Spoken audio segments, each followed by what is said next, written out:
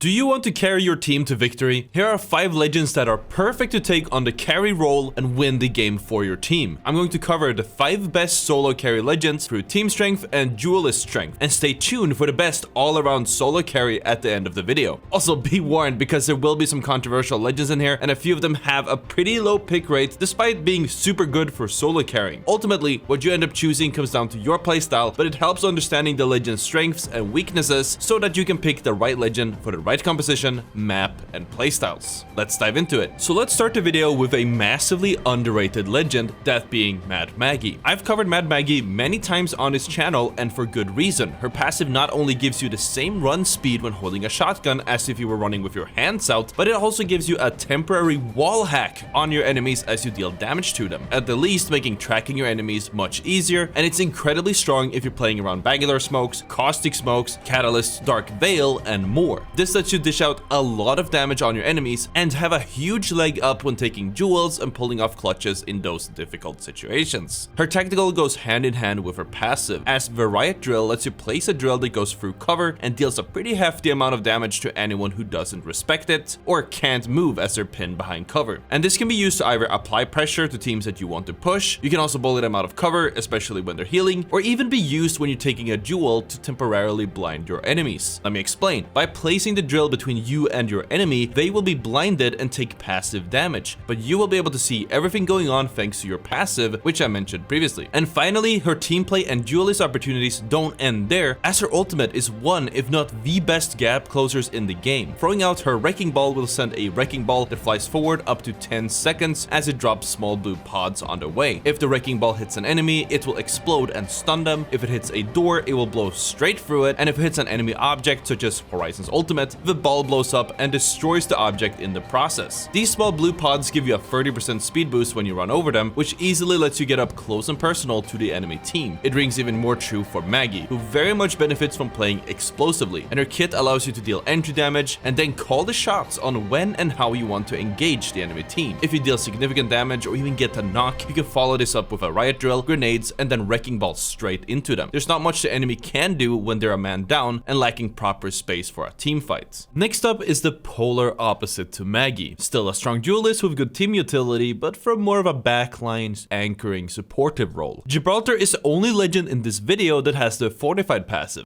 If a legend is fortified, this doesn't only mean that they take 15% less damage from any source, but they also don't get slowed by bullets. This means no dead slides, and it allows you to run forward, or I guess backwards, without getting stuck by that pesky damage slowdown. The 15% damage decrease means a fully stacked Gibraltar with a red shield has an effective health of about 258 instead of the 225 from other legends. If you then combine it with its other passive, the gun shield, which gives you an additional 50 health, one could argue Gibraltar has an effective health pool of over 300 health points. This makes him extremely difficult to deal with in any duels, since yeah, Gibraltar does have a huge hitbox, but he has such a large health pool that he will win almost any 1v1 he gets into. The gun shield is also perfect for shotgun fights, as he can dart in and out of cover and trade a 100 damage shotgun pump for his shield getting broken. It goes hand in hand with his tactical, the defensive dome, which erects a large bubble that can protect you and your teammates for 12 seconds. This dome allows you to safely reset your teammates if they get knocked in the open, and you even revive faster inside of the dome with this cool animation. The bubble is essentially a piece of space that you can carry around in your pocket, and it can be used in a multitude of ways, not just as a way to reset your teammates. A common use is to bubble on top of teams that you are fighting to cut off their sidelines and force you into a shotgun fight, which, as I covered earlier, heavily favors you as a Gibraltar thanks to your passive. You can also use the bubble to break the line of sight of Watson's fences and run straight into an enemy base without actually getting slowed down. When resetting, the bubble can be layered with another set of defense by throwing your ultimate on top of it. The defensive bombardment does have a massive cooldown, but will make explosives rain down for 6 seconds, dealing 40 damage and stunning anyone who gets hit by them. This can stop any teams from running up and interfering with your reset. You can also use the bombardment to push enemies out of a high ground or a position that you want, and then just push up to claim it yourself. Next up is a legend that doesn't have too much team play capability, but is still a strong contender as a solo carry thanks to his selfish abilities. Pathfinder's passive isn't that good, but you should still probably know about it. He can scan beacons to get information on the next ring, and doing so will give you a permanent 10-second cooldown reduction on your ultimate. And Yeah, that's it. Yeah, this part was a little bit longer with the other legends. Pathfinder also has a large hitbox, making him unfavorable when taking clean duels in the open. And you're probably hearing all this and thinking, why are you calling him a solo carry legend? And that's because of his grapple. His grapple, much like Gibraltar's bubble, can be used in an infinite number of ways. If I would have to narrow it down, I'd say that Pathfinder's grapple is good for quickly taking high ground, skipping forward to take cover in space, and most importantly, allowing you to get the hell out if your teammates are horrible and got themselves killed. There are few, if any, legends that can actually chase a Pathfinder, especially one with good movement, and the grapple allows you to leave the scene, maybe even get back and grab banners, revive your teammates, and try again. His ultimate is pretty good, but instead of in a selfish way, in a bit more of a team play angle. It can either be used to cross open spaces and rotate fast, set up and claim high grounds on god spots for the final ring, or quickly taking the high ground if you see an opening on a team that you would like to push. You can also use the zipline to jump around and look cool, which is a bonus. Next up is Seer, which is another legend I've covered extensively on this channel, which anyone who has subscribed would know, and for a good reason. His kit isn't necessarily with dueling in mind, though don't get me wrong, he's good at that too. Seer can solo carry from the insane amount of information that he can relay to his team, and the pressure he puts on whoever you are fighting. The passive is a great tool in so many ways. In short, it's wall hacks. If you hold up your passive